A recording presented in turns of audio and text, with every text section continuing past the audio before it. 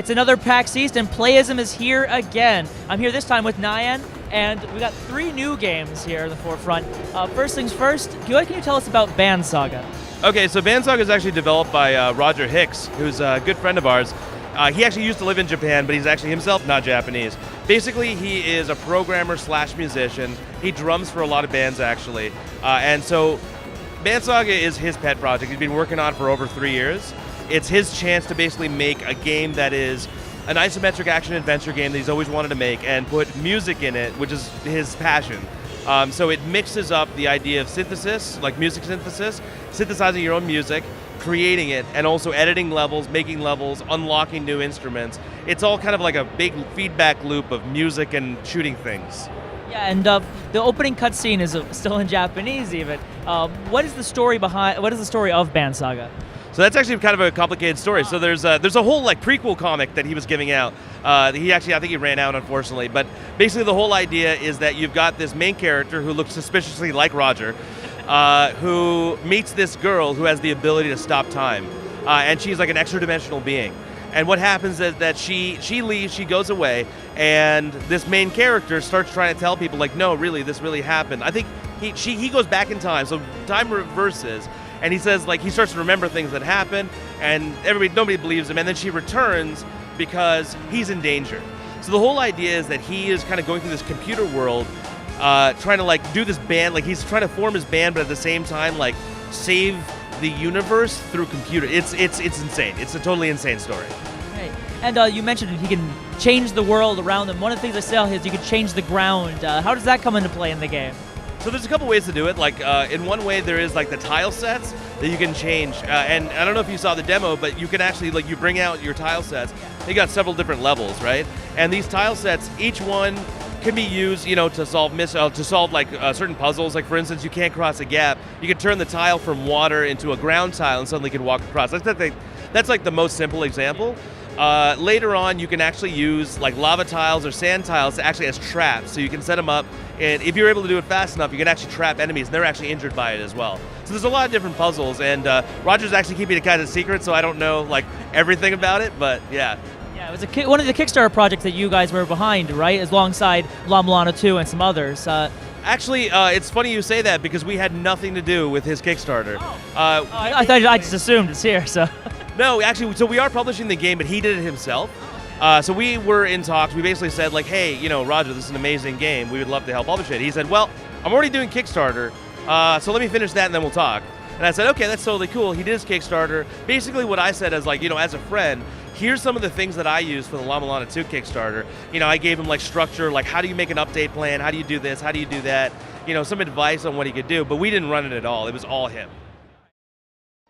Now, moving from Band Saga onto One Way Heroics Plus. Yeah. What's the idea behind that game? So One Way Heroics Plus is actually the DLC version of One Way Heroics. One Way Heroics came out last year, and it's a mixture of a JRPG and a roguelike. So basically you have, you start in the starting castle in a procedurally generated world, and you've got like darkness on the left side that's constantly moving forward every time you act. So it's consuming the world, so there's evil darkness. If you touch it, you die. So the whole idea is you're supposed to travel right all the time, picking up weapons, items, getting stronger, fighting monsters, and then eventually fighting the Demon Lord, who comes in periodically as you travel. So that was the basic idea of One Way Heroics. And what happened was that after we released One Way Heroics on Steam, a lot of people actually said the game was too cheap. They were like, we would have paid way more for it. So we talked to the developer about it, and he said, well, it would be kind of silly to just raise the price, so why don't we like add stuff? We look at the forums, we'll look at like what people really wanted in the game, we'll add that stuff and we'll do DLC. So we started doing that. He started adding the hotkey bar that's in there now. He started adding some extra features, and then it just snowballed. Like he started adding new tile sets, new enemies, new loot, new characters, new events, new classes, all kinds of stuff. And it's now, the DLC is actually larger than the original game now. Yeah, it's actually more than twice the size. But it's only little things. There's a lot of little things that even I didn't know until I was playing the demo like 2 days ago, that it was actually in there. Like even now, like fruit, when you pick it up, it used to just sit in your backpack for when you needed it. But if you don't eat it, it'll actually rot now over time. Now, as a localizer of Japanese to English games and vice versa, This game is of being an RPG can be pretty intense in terms of the text and how much script is in it. What goes through the process of taking a script such as large as this type of game and turning it into English? One Way Heroics is actually like a very special case. It's a little bit of our baby. Like basically, it was one of the projects that originally people on the team weren't really sure if we should take on, because it was originally a free game in Japan, and then when we released it in the US, it was going to be very low price. We didn't think it was fair to charge a high price for a game that was already free in another territory, but on the other hand, we still had to pay for our localization. So we started thinking about it, and some people in the office were like, I don't know if it's cost effective. So basically Josh, my coworker, started working on it from home. So he started localizing the whole thing after hours at home. And then when I started working in the office, I started doing all the editing at home. So I did it in the office when I had some time, but it's basically this side project. And when it released, it became so popular. It was one of those like outliers where it's like there's just a massive amount of text, but it's not the kind of game that we'd usually look into. A lot of games actually have less text or like a little bit less text, and we really have to think hard about whether or not we're going to localize it just because of the cost-benefit analysis. Now, finally, we're going to move from there to Revolver. Revolver360, yeah. Okay, Revolver360. This is I know the first game of this came out. What makes this one unique from its predecessor?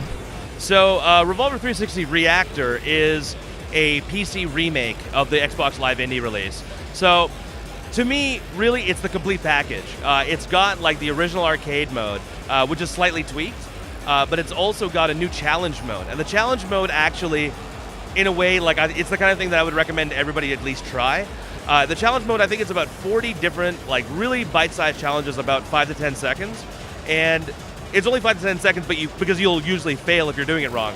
And the whole idea is like for the first 10 or so, you're actually learning like not just basic mechanics, but how to score. Like it basically shows you like, okay, this is the way to get a high score. This is how you line up enemies. This is how you use this and that. And this is what the multiplier means, so on and so forth. And then past that, you start getting these crazy challenges. Like there's one challenge, it's my absolute favorite challenge, where you basically have one enemy in front of you, and it's shooting this spiral of bullets, and there's no way to avoid it, because there's lasers on the top and bottom. Yeah. So what you have to do is you have to actually get in there, and there's a small space in the spiral, and you have to just constantly rotate slowly to stay inside that space, and you just have to stay alive for 10 seconds. Wow. Yeah. That's intense. It's super intense. Now, correct me if I'm wrong, you guys not just translate from English to Japanese to English, but also from English to Japanese, is that correct? Yeah, that's absolutely correct, yeah. Now, what exactly goes through the process for that? What do they come to you, or do you want to go, I really want that game translated over to Japanese? How does that work?